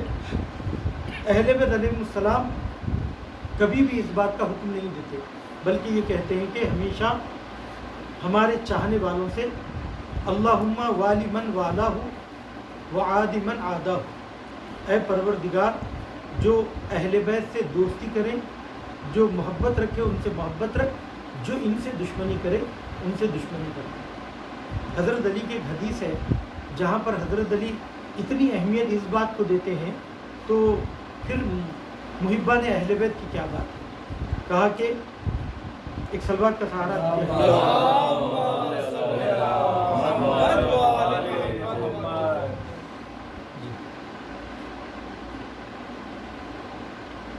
حضرت علی کا قول ہے کہ اخیلوا ذوی المروات اثراتہم، کہ صاحب مروت لوگوں کی غلطیوں کو اور لغزشوں کو درگزر کرو۔ کوئی بھی صاحب مروت آدمی غلطی نہیں کرتا ہے مگر یہ کہ پروردگار عالم غلطی کرنے والے کا ہاتھ تھام لیتا ہے، اسے اونچا اٹھا لیتا ہے۔ تو یہاں پر بڑی تعجب کی بات ہے کہ اے پروردگار، ایک شخص نے میرے ساتھ زیادتی کی، تو یہ کہہ رہا ہے کہ میں اس کا ساتھ دوں گا اور ان کا ساتھ نہیں دوں گا جو ان سے ناراض ہیں، جو ان سے رنجیدہ ہیں۔ یہ کیا بات ہوئی؟ یہ عدل اور انصاف کے خلاف ہے۔ تو یہاں کیا مراد ہے عزیزو؟ یہاں ساری خوبی اس بات کی ہے کہ پروردگار عالم خطا کار انسان سے اس لیے راضی ہے کیونکہ وہ صاحب مروت ہے۔ صاحب مروت کسے کہتے ہیں؟ مروت یعنی مردانگی، مرا کہتے ہیں مرد کو، مروت کہتے ہیں مردانگی کو۔ مردانگی کس کے اندر ہے؟ وہ شخص مرد ہے جو کردار کا دھنی ہے۔ روایتوں میں ملتا ہے جس کے اندر حسن خلق ہے وہ صاحب مروت ہے، جو اپنا توشے سفر مسافرین کے ساتھ بانٹ کر کھاتا ہے، ان کے درمیان تقسیم کرتا ہے، وہ صاحب مروت ہے۔ جو مسجدوں کی تعمیر کرتا ہے وہ صاحب مروت ہے۔ پتہ یہ چلا کہ جس کے اندر اخلاقی خوبیاں ہوں وہ صاحب مروت انسان ہے۔ اگر ایسا انسان بیماری کی وجہ سے، غیبت کی وجہ سے، ماحول کی وجہ سے किसी के बहकाने की वजह से किसी मोमिन के साथ ज़्यादती कर देता है, उसकी गीबत कर देता है, उस पर हाथ उठा देता है, भरे मजमे में उसे झिड़क देता है, उसकी तौहीन कर देता है, तो इतनी सी बात के लिए उससे नफ़रत मत करो, इतनी सी बात के लिए उससे नफ़रत मत करो, इसलिए कि इसके अंदर जो खूबियाँ हैं वो खूबियाँ तुम्हें मजबूर करती है कि तुम उससे मोहब्बत करो और उसकी ख़ताओं से दरगुजर करो, उसकी ख़ताओं को नज़रअंदाज करो। लेकिन हमारे पास ये है कि कोई भी मोमिन किसी दूसरे मोमिन से माल के गस्ब करने पे, क़त्ल व गारतगिरी पर, शराबखोरी पर नाराज़ नहीं है। छोटी छोटी बातों पे हमारे झगड़े हैं, दोस्तों में, रिश्तेदारों में, भाई बहनों में, छोटी छोटी बातों पे छोटी छोटी बातों पे झगड़े हैं। और जो गुंडे हैं, जो लोग रौडी किस्म के हैं, जो लोग क़त्ल व गारतगिरी करते हैं, जो लोग दूसरों के हुकूक़ को ज़ाया करते हैं, हम उनको एहतराम की निगाह से देखते हैं, उनको मसलक पे लाकर बिठाते हैं, उनके साथ इफ्तार पार्टी करते हैं, उनके साथ फ़ोटोआँ खिंचाना पसंद करते हैं, उनको अहमियत देते हैं। तो बद किरदारों को हमने सर पे चढ़ा रखा है और छोटी छोटी गलतियों को मोमिनीन के पकड़ लेते हैं और उनको सताने की कोशिश करते हैं। तो जो हकीकी माना में अहले बैत का दोस्त होगा, जो उनसे मोहब्बत करेगा, वो अहले बैत के चाहने वालों के साथ ये नहीं करेगा। और यही वजह है, मुझे ताज्जुब भी यही होता है कि आप जब ज़ियारतों के लिए जाते हैं, जब मक्के मुकर्रमा जाते हैं, तो आप देखते हैं कि आपको इन शहरों में, जबकि वो दूसरा मुल्क है, वहाँ की ज़बान अलग है, वहाँ का खाना पीना अलग है, वहाँ का रहन सहन अलग है, वहाँ का पहनावा अलग है, उसके बावजूद जब आप इन मुक़द्दस शहरों में जाते हैं तो आपको ज़र्रा बराबर अजनबियत का एहसास नहीं होता है। वहाँ आकर आप आराम से घुल मिल जाते हैं, उनसे बातचीत करने लगते हैं, वो भी आपका इस्तकबाल करते हैं, आप भी उनका इस्तकबाल करते हैं। मुमकिन है एक ज़बान फासला बने, वरना जज्बात का जो इजहार है, हम उस जज्बात के इजहार में कोई कमी नहीं करते हैं। तो आखिर ये जो रवाबित आपके अंदर पैदा हुए, ये जो रिश्ते आपके अंदर बने, ये किस बुनियाद पर बने? ये रिश्ते बने हैं मोहब्बत की बुनियाद पर। ये जो तौहीद पर आपको ईमान है, ये जो आपको अहले बैत पर ईमान है, उसका ये असर है कि जिसने ज़मीनी और ज़मानी फासले ख़त्म कर दिए। इंसान जिस इलाके में भी हो, अगर वहाँ पर एक अरब आलिम दीन मर जाता है और हमें खबर आती है, हम बेसाख्ता इन्ना लिल्लाहि व इन्ना इलैहि राजिऊन कहते हैं, हमारा दिल कुड़ता है। हम उनके जो अपने कमालात और उनकी खिदमत जो उन्होंने इंसानियत के लिए की, उसमें से एक चीज़ भी हमें नसीब नहीं हुई, लेकिन हम फिर भी उनकी तारीफ़ करते हैं। ये रिश्ता दर हकीकत रिश्ता मोहब्बत है। ये अहले बैत से जो रिश्ते, अहले बैत के दोस्तों से जो मोहब्बत है, वो फितरी मोहब्बत है। अगर हमारे आपसी झगड़े इस फितरी मोहब्बत के बावजूद अगर बाकी है, तो इसका मतलब ये कि हम अपने दावे मोहब्बत में सच्चे नहीं हैं। इन कुदूरतों को ख़त्म करने की ज़रूरत है। उसके बाद अजीज़ों, अहले बैत के दुश्मनों से दुश्मनी करना, ये बड़ा अहम काम है। बाज़ लोग ये कहते हैं कि साहब, इस्लाम तो दीन मोहब्बत है और धीरे धीरे इंसानों को जोड़ने की कोशिश करनी चाहिए, लेकिन आप तो नफ़रत की बात कर रहे हैं, आप तो तबर्रा की बात कर रहे हैं, आप तो बेजारगी की बात कर रहे हैं। तो ये रोशन फ़िक्र किस्म के लोग हमको इस तरीके की बात समझाते हैं और ये कहते हैं कि गंगा जमनी तहज़ीब के नाम पर हमको एक ऐसी गुंजलक मोहब्बत का तसव्वुर देते हैं कि हम उसमें कुछ भी बाकी ना रहें, ना पूरे मोमिन बाकी रहें, ना पूरे काफिर बाकी रहें। तो ये आखिर मोहब्बत और नफ़रत क्या है? ये मोहब्बत और नफ़रत अजीज़ों फितरी है। आप ज़रा गौर फरमाइए, ये नबातात में भी मौजूद है, जानवरों में भी मौजूद है, इंसानों में भी मौजूद है। जो चीज़ दरख्त के लिए फ़ायदेमंद है, वो उसे जज्ब करती है अपनी तरफ, उस एनर्जी को, और जो एनर्जी उसके लिए मुफीद नहीं है, उसे अपने से दफ़ करती है। तो आपको नेचर में ये चीज़ जाज़िबा और दाफ़िया के उन्वान से दिखाई देगी, और जानवरों में यही चीज़ शहवत और ग़ज़ब के तौर पर दिखाई देगी। जो चीज़ उसके वजूद के लिए मुफीद है, उसे वो उसकी तरफ वो रग़बत रखता है, मैलान रखता है और उसको जज्ब करता है। और जो चीज़ उसकी जान के लिए नुकसानदेह है, उसके वजूद के लिए नुकसानदेह है, उसका वो इजहार ग़ज़ब के ज़रिए करता है। अगर जानवर में गुस्सा ना होता, ग़ज़ब ना होता, तो वो दरिंदों से अपने आप को महफूज ना रख पाता और उसकी ज़िंदगी तबाह हो जाती, ख़त्म हो जाती। तो ये चीज़ शहवत और ग़ज़ब की शक्ल में जानवरों में पाई जाती है। اور یہی چیز انسان کے اندر محبت اور نفرت کی شکل میں پائی جاتی ہے۔ جب انسان خوشبو کو پسند کر رہا ہے تو اس کا مطلب ہے کہ بدبو سے اس کو نفرت ہے۔ ایک چیز کو اگر وہ پسند کر رہا ہے تو اس کے مقابل جو چیز ہوگی اور جو ضد ہوگی خود بخود اس سے کیا کرے گا؟ نفرت کرے گا۔ یہ ازداد، تو یہ نفرت ہم پھیلا نہیں رہے، یہ انسان کی فطرت میں ہے۔ آپ اس سے ہٹائیں گے تو نقصان اٹھائیں گے۔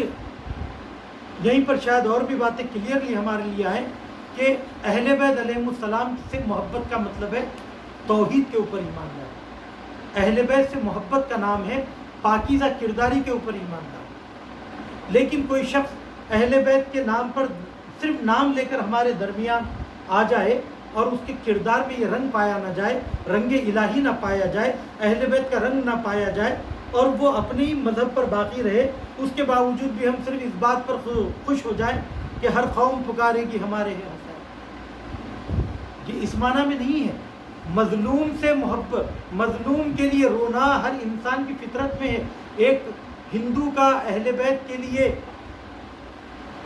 رونا طبیعی ہے، مگر اس ہندو کو سنیوں سے اچھا سمجھنا، مسلمانوں سے بہتر سمجھنا، یہ ہماری نادانی ہے،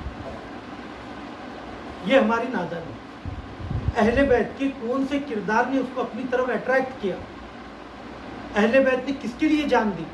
اہل بیت نے نہ دولت کے لیے جان دی، نہ اولاد کے لیے جان دی، نہ مقام و مرتبے کے لیے جان دی، اہل بیت نے اللہ کے لیے جان دی۔ تو یہ جو دیکھ کر، اہل بیت کو دیکھ کر جو شخص آ رہا ہے وہ کیا دیکھ کر آ رہا ہے؟ اگر وہ اہل بیت کو اللہ کا بندہ سمجھ کر آ رہا ہے تو پھر وہ کافر کیوں باقی ہے؟ پھر وہ کافر کیوں ہے؟ اور اس کافر کو آپ نے کس وجہ سے قبول کر لیا؟ وہ ماتم کرتا ہے، ہم خوش ہو جاتے ہیں، وہ تبرک کھلاتا ہے، ہم خوش ہو جاتے ہیں، یقیناً خوش ہو جاتے ہیں، اچھی بات ہے۔ وہ اہل بیت سے چاہتا ہے، چونکہ یہ اصول پسند ہستیاں تھیں اسی لیے وہ ان کو چاہتا ہے، ان کی محبت اللہ نے ان کے دل میں ڈالی ہے۔ مگر ہماری رسالت، ہماری تبلیغ ادھوری ہے۔ ہم نے اہل بیت کو صرف اس رسم و رواج اور مجلسوں کے ذریعے دکھایا ہے، علم کے ذریعے دکھایا ہے، تعزیے کے ذریعے دکھایا ہے۔ اگر اہل بیت کا کردار پیش کرتے تو وہ اہل بیت کے کردار کو اپناتا، صرف آپ کے مجلس کو نہ اپناتا، وہ آپ کے کالے لباس کو نہ اپناتا، وہ آپ کے فقط علم کو نہ تھامتا، بلکہ اہل بیت علیہ السلام کے مقصد کو لے کے چلنے والا بنتا، وہ اہل بیت کے دائرے میں آتا۔ تو یہ نادانی ہے کہ ہم کفار کو اہمیت دیں اور مسلمانوں سے نفرت کریں۔ عزیزان گرامی، توحید سب سے بڑی چیز ہے۔ جب تک مسلمانوں میں توحید باقی ہے، شیعوں میں توحید ہے، جان مال عزت آبرو محفوظ ہے۔ ہم کافروں کو مسلمانوں پہ ترجیح نہیں دے سکتے۔ آج یہ کفار کی سیاست ہے، وہ اہل بیت کی مظلومیت کا بہانہ کر کے شیعہ اور سنی میں جھگڑا کروانا چاہتے ہیں، اور مسلمانوں سے سوال کرتے ہیں کہ یہ بتاؤ کہ اہل بیت پر کس نے ظلم کیا تھا؟ اور ہم تو اہل بیت کے طرفدار ہیں، جنہیں وہ اہل بیت کے طرفدار نہیں ہیں، کیونکہ اسلام اور کفر ایک جگہ نہیں ہو سکتے، اسلام اور نفاق ایک جگہ نہیں ہو سکتے ہیں۔ ہم ان کی آنکھوں میں اتنے ہی کھٹکتے ہیں جتنے ہندو کھٹکتے ہیں، مگر ان کو ہم پر اگر حکومت کرنا ہے تو ہم دونوں کو لڑانے سے ہی ممکن ہے۔ اسی لیے یہ لوگ اس طریقے کی باتیں کرتے ہیں، مگر ہم ان کی میٹھی باتوں میں آ جاتے ہیں اور آ کر جو ہے تو ان کو اپنی محفلوں کا حصہ بناتے ہیں، ان کے کلچر کو اپنانے کی کوشش کرتے ہیں۔ آج یہ چاہتے ہیں آپ سے کہ ہم تبرک کھلا رہے ہیں، آپ کھائیے حسین کے نام پر، کل وہ کہیں گے کہ ہم پرشاد بانٹ رہے ہیں، آپ بھی کھائیے۔ ہم آپ کی محفلوں میں آتے ہیں، آ کر امام حسین کا ماتم کرتے ہیں، آج آپ ہماری مندر میں آئیے، ماتھا ٹیکیے، اور اگر آپ یہ نہیں کرتے ہیں تو پھر وہ آپ کو بدبینی سے دیکھتے ہیں، اور یہاں آپ دوستی نبھانے کے لیے ممکن ہے یہ سارے کام کرنے لگیں اور ہم ان کا رنگ لے لیں۔ جب ہم یہ رنگ لے لیں گے تو ہمارے اوپر کفر کا رنگ چلتا چلا جائے گا۔ اسی لیے یہ حد فاصل باقی رہنا چاہیے، ہم کو کفار سے نفرت باقی رکھنا چاہیے۔ ہاں، سیاسی اعتبار سے کیسے پیش آنا اور بات ہے، لیکن ان کے لباس کو اپنانا، ان کے کلچر کو اپنانا، ان کے رہن سہن کو اپنانا، ان کے کھانے پینے کو اپنانا، ان کے رنگ میں رنگتے چلے جانا، یہ توحید کے خلاف ہے۔ ورنہ دھوتی پہننے میں کیا برائی ہے، کلاوا باندھنے میں کیا برائی ہے، سندور لگانے میں کیا برائی ہے؟ یہ بھی تو ایک پہناوا ہے، ایک طریقہ ہے۔ مگر منع کیا گیا ہے کہ اپنے آپ کو کفار کے رنگ میں مت ڈالو. ہمارا اپنا ایک کلچر ہے, اس کلچر کے اوپر چلو. تو اس سے منع کیا گیا. لیکن آج ہم اس سارے فرق کو مٹا دینا چاہتے ہیں. عزیزو, یہ اس وجہ سے ہے کہ ہم تولا اور تبرہ کو بھول گئے. ہم نے تولا کا مطلب غلو لے لیا اور تبرہ کا مطلب گالی. تولا کے نام پہ غلو کرنے لگتے ہیں, تبرہ کے نام پہ گالیاں بکنے لگتے ہیں. جبکہ یہاں پر مراد کیا ہے؟ بد کردار لوگوں سے اظہار بیزارگی کرو. تبرہ کا مطلب ہے شخصیت سے نفرت نہیں ہے, بلکہ اس کردار سے نفرت ہے, شخص سے نفرت نہیں ہے. یعنی خلفائے ثلاثہ سے, معاویہ سے, یزید سے, مروان سے, سفیان سے نفرت نہیں ہے. اصل نفرت ان کے اس کردار سے, اس کردار سے نفرت ہونا چاہیے. یہ کوئی تاریخ کی ثابت شخصیت نہیں ہے. شہید باقر الصدر کہتے ہیں ایسا نہیں ہے کہ یہ لوگ صرف تاریخ میں برے تھے, ان سے نفرت کرو. جی نہیں. جب دنیا کے دو راہے پر آپ ٹھہریں گے, دنیا اور آخرت کے, عین ممکن ہے کہ ہم بھی یزید بن جائیں, ہم بھی عمر بن جائیں, ہم بھی معاویہ بن جائیں. جب ہمارے مفادات ٹکراتے ہیں تو ہم حق کو چھوڑتے ہیں. جب حق کو چھوڑتے ہیں تو ہم بد کردار بن جاتے ہیں. اس بد کرداری کو آپ جو نام دے دیں, یزید رکھ دیں اس کا نام, معاویہ رکھ دیں, کچھ رکھ دیں, ہم کو اس کردار سے نفرت ہونا چاہیے, اس کیریکٹر سے نفرت ہونا چاہیے. لیکن ہم نے تاریخ کی چند ثابت شخصیتوں کو چن لیا, ان کو برا بولنا فریضہ سمجھتے ہیں, جبکہ وہی ساری برائیاں ہمارے سماج میں موجود ہیں. قدرت کے لیے وہی جنگ ہے, وہی رسہ کشی ہے. قدرت باقی رکھنے کے لیے وہی سارے گناہ ہم کرتے ہیں جو یزید جیسے لوگ کرتے آئے ہیں. شرب خمر ہمارے پاس موجود ہے, جوا ہمارے پاس موجود ہے. یہ ساری برائیاں ہونے کے باوجود اوقاف کی زمینوں کا کھانا ہمارے درمیان رائج ہے, پھر بھی ہم جو اپنے فدق کے کھانے والوں سے نفرت کرتے ہیں. تو یہ جو دو روئی ہے اور یہ جو دوہرا پن ہے ہمارے کردار کا, یہ خود ہمارے ضمیر کو سکون عطا نہیں کرے گا. ہم ہمیشہ خود بخود بے چین رہیں گے. اگر اس سے بچنا ہے عزیزان گرامی, تو اس کا ہم ان شخصیتوں, اس فرد سے کہیں زیادہ ان کے کردار سے نفرت کریں. ٹھیک ہے, کردار سے نفرت کریں. اور جب نفرت کا جو اظہار کر رہے ہیں آپ, اس کو عمل سے کریں. یعنی ان کے کردار کو نہ اپنائیں, نہ یہ کہ زبان سے کریں. زبان سے اتنا آپ کہہ سکتے ہیں کہ میں اس کردار کو پسند نہیں کرتا ہوں, اللہ کی اس کے اوپر لعنت ہے, یعنی یہ رحمت خدا سے دور. مگر گالیاں دینا یہ زیب نہیں دیتا. اب میں ایک بات کہوں گا, میں ایک لفظ استعمال کرنا چاہ رہا ہوں, ذرا اس کو آپ روکے تو میں.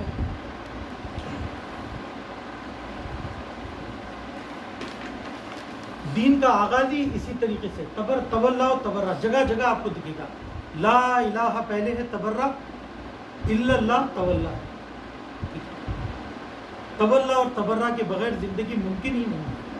یہ گنگا جمنی تہذیب کے نام پر ہر کسی کو داخل کر لینا, پھر اس کے بعد روتے رہنا کہ ہم بگڑ گئے, ہمارے رسم و رواج بگڑ گئے, ہم پر کفر کا اثر چڑھ گیا, نفاق کا رنگ چڑھ گیا.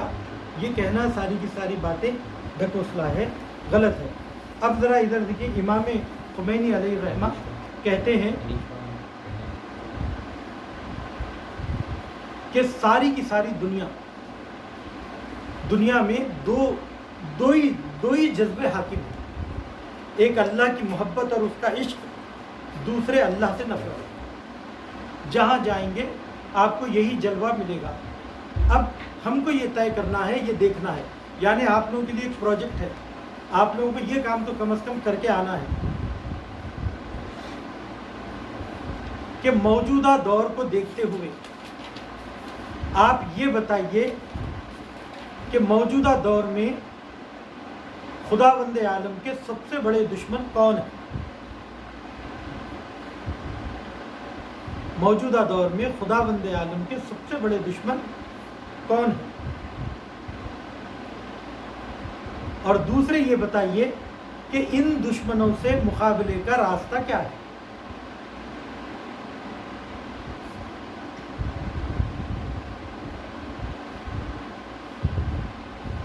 اگلے ہفتے جب ہم بیٹھیں گے تو 10-15 منٹ تو میں آپ لوگوں سے سنوں گا. لوگوں کی محبت سے بھرا ہوا ہے.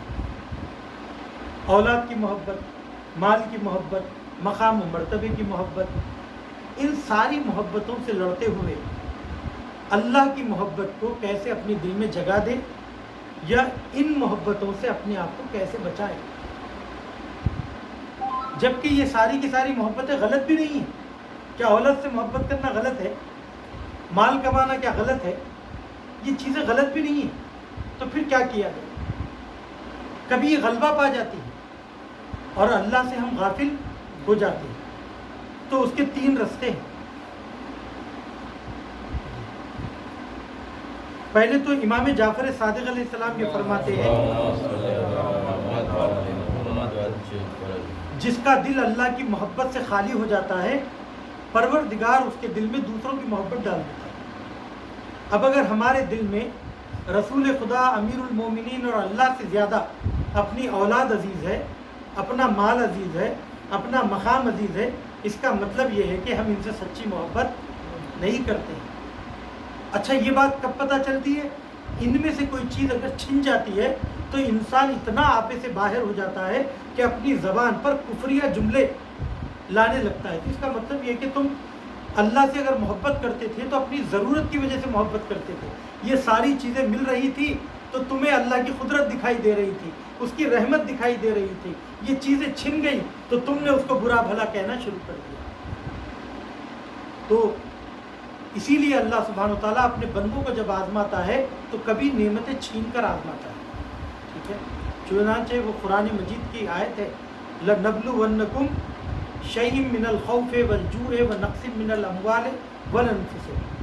ہم مومنین کو آزماتے ہیں ڈر اور خوف کے ذریعے، جیسے کہ آج ہمارے اوپر RSS کا خوف طاری ہے۔ یہ شرمناک بات ہے۔ کافر جتنا بھی خبی ہو جائے، وہ ایک کیا کہتے ہیں، صابن کا جو پانی نکلتا ہے پھین سے بڑھ کر نہیں ہے، کف سے زیادہ نہیں ہے، یہ چاہے جتنے بھی بڑے ہو جائیں، اور یہ وقتیہ ہے، چونکہ ان کے پاس کوئی اصلی بنیادی چیز ہے ہی نہیں۔ وہ کس بات سے ہمیں ڈرائیں گے، کس چیز سے ہمیں کھینچیں گے؟ تو ان سے ڈرنا نہیں چاہیے۔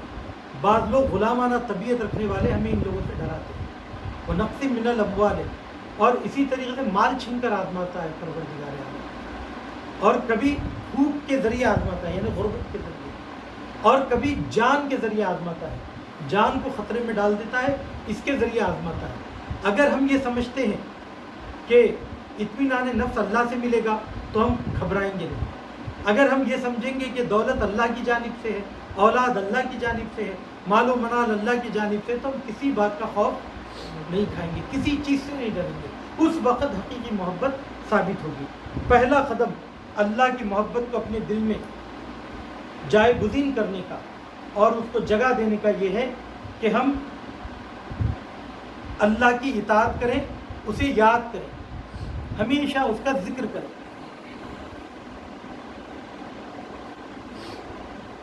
یہاں پر اللہ کے ذکر سے مراد 2 مطلب ہے۔ ایک تو اپنے زبان کو اور اپنے اعضاء و جوارح کو اللہ کی عبادت میں مشغول رکھیں، تسبیح کریں، تحلیل کریں، نماز پڑھیں، قرآن کی تلاوت کریں، روزہ رکھیں، مسجد کو جائیں، زیارت کرنے کے لیے جائیں، دعائے کمیل پڑھیں، دعائے ابو حمزہ صومالی پڑھیں، دعائے صحیفہ سجادیہ پڑھیں، صحیفہ سجادیہ کا مطالعہ کریں، یا دینی مجالس اور محفلوں میں شریک ہوں، ٹھیک ہے؟ یہ ایک رستہ ہے۔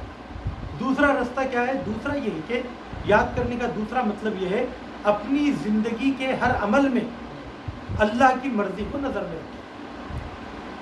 یہ یاد کرنا مطلب میں یہاں بیٹھا ہوا ہوں اللہ کی خاطر، آپ سے دوستی کا اظہار کر رہا ہوں اللہ کی خاطر، فلاں شخص سے دشمنی کر رہا ہوں اللہ کی خاطر، کھانا کھا رہا ہوں اللہ کی خاطر، سو رہا ہوں اللہ کی خاطر۔ اپنے ہر کام کو اللہ کے لیے مخصوص کر دے، ہر پل اس کو یاد رکھے، اور جو ایسا یاد رکھے گا اللہ کو، اس کے لیے ہے الا بذکر اللہ تطمئن القلوب، آگاہ ہو جاؤ کہ اللہ کے ذکر سے اطمینان ملتا ہے، آگاہ ہو جاؤ کہ دلوں کو، انہی کے دلوں کو اطمینان ملتا ہے جو اللہ کے ذکر سے بھرے ہوئے ہیں۔ اور ایک اچھا رستہ یہ بھی ہے کہ ہم علماء کی زندگی، خاص طور پہ شہداء کی زندگی پر جو کتابیں لکھی ہیں ان کو پڑھیں، ان کو پڑھنے سے ہمارے اندر خدا کی محبت بہت مضبوط ہوگی۔ وجہ یہ ہے کہ دل میں خیال آئے گا کہ یہ شہداء آخر ان کے اندر اتنا جذبہ کہاں سے آیا کہ یہ سب کچھ ترک کر کے مرنے کے لیے تیار ہو گئے، اور مرنے کے لیے تیار ہوئے تو کس کے لیے مرنے کے لیے تیار ہوئے؟ اگر اللہ کے لیے انہوں نے یہ جانیں دی ہیں تو اس کا مطلب یہ ہے کہ دنیا میں قوی ترین محبت کہ جس کے لیے سب کچھ لٹایا جا سکتا وہ اللہ سبحانہ و تعالیٰ کی ذات ہے، وہ انہی شہداء کو دیکھ کر اندازہ ہوگا۔ دوسرا راستہ عزیزو، اپنے ذہن کو باطل خیالوں سے آدمی پاک کرے۔ یہ جو انٹرنیٹ ہے، باطل خیالات کو، اوہام کو، خرافات کو اپنے دل سے، یہ دوسرا ہے۔ پہلا تو یہ تھا کہ اللہ کے ذکر سے اپنے دل کو معمور کرے۔ اب اس کے راستے میں نے بتائے، جی ہاں، کہ ایک زبانی ہے، دوسرا عملی ہے۔ دوسرا راستہ کیا ہے؟ اپنے ذہن کو باطل خیالوں سے آزاد کرے۔ یہ جو ہم تو پاکیزہ رہنا چاہتے ہیں، مگر یہ جو یوٹیوب کے جو شارٹس ہیں اور فیس بک کے ویڈیوز ہیں اور یہ افکار ہیں، یہ سیریلیں ہیں، یہ ہمارے دل میں باطل عشق کو جائے گزین کرتی ہیں، باطل عشق کو کا جلوہ جیسے اپنے دکھاتی ہیں، نامحرم عورتوں کو دکھاتی ہیں اور فیشن کو ہمارے سامنے لے کر آتی ہیں، زرق و برق زندگی کو ایڈ کے ذریعے ہمارے سامنے بڑا بنا کر دکھاتی ہیں، ہمارے پاس جو اپنے کفر و شرک کو ایک فکر اور ایک شکل بنا کر ہمارے سامنے پیش کرتی ہیں، ہم بھی اسے ایک جینے کا طریقہ، ایک جو اپنے سوچنے کا طریقہ سمجھنے لگتے ہیں، اس کے بارے میں اظہار نظر کرتے ہیں، یا خرافات کو ہمارے سامنے مجسم کر دیتی ہیں۔ تو یہ چیزیں جب ہمارے ذہن میں بھرتی چلی جائیں گی، یہ کب بھرتی ہیں؟ جب ہم قرآن کا دامن چھوڑتے ہیں، حدیث کا دامن چھوڑتے ہیں۔ اگر ہم مذہبی کتابیں پڑھنے لگے، اگر ہم قرآن مجید کی تلاوت کریں، اگر ہم احادیث کی تلاوت کریں، تو خود بخود یہ اوہام، یہ خرافات اور یہ باطل عقیدے، یہ دنیا پرستی یا نامحرموں کی طرف دیکھنا ہمارے ذہنوں سے خود بخود نکلتا چلا جائے گا۔ ہم نے ان کے لیے تو رستہ کھول رکھا ہے، مگر ان کے لیے رستہ بند کر رکھا ہے، تو اس وجہ سے ہمارا ذہن بھٹکتا رہتا ہے۔ تیسرا راستہ یہ ہے کہ جہاں تک ہو سکے کفار و مشرکین اور منافقین سے اپنے آپ کو محفوظ رکھنا، ضرورت بھر کے تعلقات رکھنا۔ حد سے زیادہ گھلیں گے ملیں گے تو ان کا رنگ ہمارے رنگ پر چڑھتا چلا جائے گا۔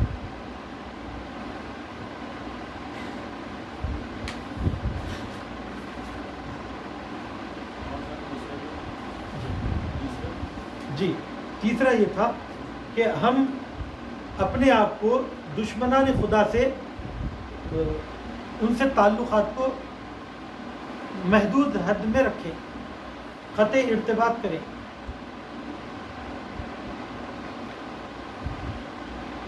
جلدی جلدی میں فقط نام لے رہا ہوں اور آپ یہ لکھتے چلی جائیے کہ اللہ کی محبت حاصل کرنے کے راستے۔ سب سے پہلی چیز، دل کو دنیا کی محبت سے خالی کرنا۔ چنانچہ دل سے دنیا کی محبت سے دل کو خالی کرنا۔ چنانچہ روایت ہے، حب الدنیا و حب اللہ لا یجتمعان فی قلب واحد۔ دنیا کی محبت اور اللہ کی محبت ایک دل میں جمع نہیں ہو سکتی۔ دوسری چیز، اللہ کی محبت جلب کرنے کا، مشکلات اور مصیبتوں پہ صبر کرنا۔ تیسرا راستہ، اللہ کی محبت کو تقویت دینے کا، پیغمبر اکرم کی اتباع کرنا۔ ائمہ کی اتباع پیغمبر کی اتباع کے ساتھ ہے۔ چوتھا راستہ، راہ خدا میں جہاد کرنا۔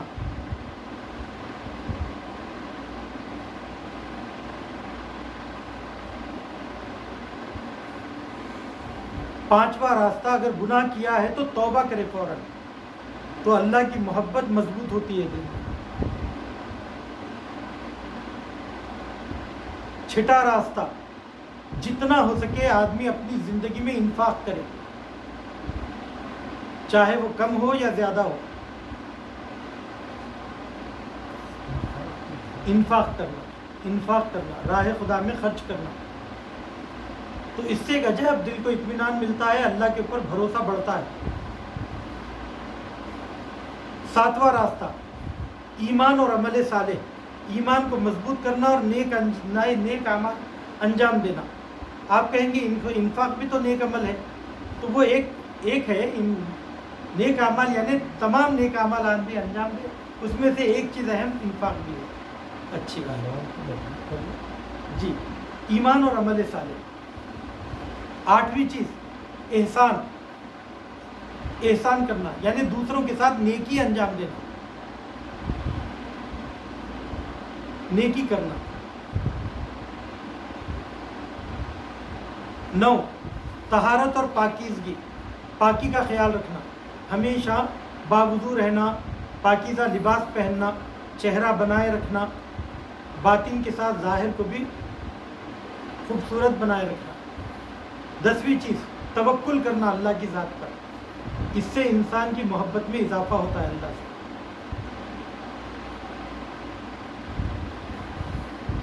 11ویں چیز مستحبات اور نوافل کے اوپر، واجبات کے بعد مستحبات پر عمل کرنے کی کوشش کرنا، بالخصوص نماز شب. اگر رات میں اٹھ کے نہیں پڑھ سکتے ہیں تو پڑھ کر سو جائیے. چنانچہ حدیث میں آیا ہے عزیزو، ما یتقرب الی عبد من عبادی، مجھ سے میرے بندوں میں سب سے زیادہ جو قریب ہوتا ہے وہ ہے جو مستحبات پر عمل کرتا ہے. جو مستحبات پر عمل کرتا ہے تو وہ اللہ سے بہت زیادہ قریب ہوتا ہے. اور جب محبت آغا جناب حد سے بڑھتی ہے تو وہ عشق میں تبدیل ہو جاتی ہے. کیا ہو جاتا ہے؟ روایت دیکھیے، بہت پیاری حدیث ہے. اذا احب اللہ عبدا عشقہ، جب اللہ کسی بندے سے محبت کرتا ہے تو اس کو اپنا عاشق بنا دیتا ہے. وہ عشق علیہ، اور خود بھی اس سے عشق کرتا ہے. فیقول عبدی انت عاشقی، اور اپنے بندے سے کہتا ہے، اور اپنے فیقول عبدی، تو بندہ یہ کہتا ہے کہ انت عاشقی، کہ تم میرے عاشق ہو.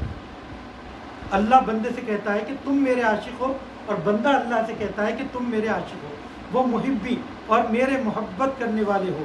وَأَنَا عَاشِقٌ لَكَ وَمُحِبٌ لَكَ وَإِنْ أَرَدْتُ أَوْ لَمْ تُرِدْ. کہا کہ اگر تم ایسے پاکیزہ کردار بنو گے تو میں خود بخود تم سے عشق کروں گا، چاہے تم چاہو یا نہ چاہو. یعنی تمہارے دل میں یہ رہے یا نہ رہے، اللہ ہم سے خود بخود محبت کرنے لگے گا. فارسی شعر ہے، رہزہ اغیار خالی کن چو عزم کوئے ماداری. کہا کہ اغیار کا راستہ بند کر دو اگر تم کو ہماری محبت کی چاہت ہے. نظر بر غیر ما مفقد چو خزد روئے ما داری. ہمارے غیر پر، ہماری غیر کی طرف توجہ مت کرو اگر تم کو ہم سے الفت ہے. من آن شمعم کے در مجلس مرا پروان بسیارن. میں وہ شمع ہوں کہ محفل میں میرے چاہنے والے پروانے بہت ہیں. بے سوزان خیش را چن او اگر خود بوئے ما داری.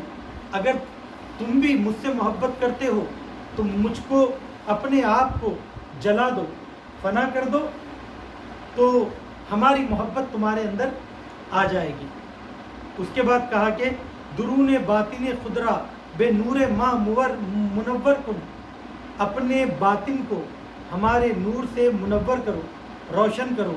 اگرچہ ظاہر خدرا بے جستو جوئے ماں داری. بے ظاہر لگتا ہے کہ تم ہماری تڑپ میں ہو، اگر اس کو ثابت کرنا ہے تو اپنے باطن کو بھی تو اللہ کی یاد اور ذکر سے منور کرو. تو بعض لوگ کرتے پیجامے سے، سفید داڑھی سے، ٹوپی سے، ہاتھ میں انگوٹھی اور سفید چپل سے اپنے آپ کو محب خدا اور محب اہل بیت جتانے کی کوشش کرتے ہیں. مونچھیں مڈا لیتے ہیں، رسول خدا کی سنت میں چفیہ ڈال لیتے ہیں، سب کچھ کرتے ہیں، مگر باطن روشن نہیں ہے. اور ایسے ہی دکھایا بھی گیا ہے کہ آپ بندوق لے کے مظلوموں کو قتل بھی کر رہے ہیں اور وقت پہ نماز بھی پڑھ رہے ہیں. تو یہ چیز جو تم نے ممکن نہیں ہے، بات ظاہر کے مسلمان ہونے سے کچھ نہیں ہوتا ہے. اچھی بات. یہ سوالات ذرا لکھ لیجیے. اختیاری ہے، جواب لانا نہیں لانا، ٹھیک ہے. مگر ایک کام جو میں نے دیا ہے وہ تو لازمی ہے، اس کے بغیر چارہ نہیں.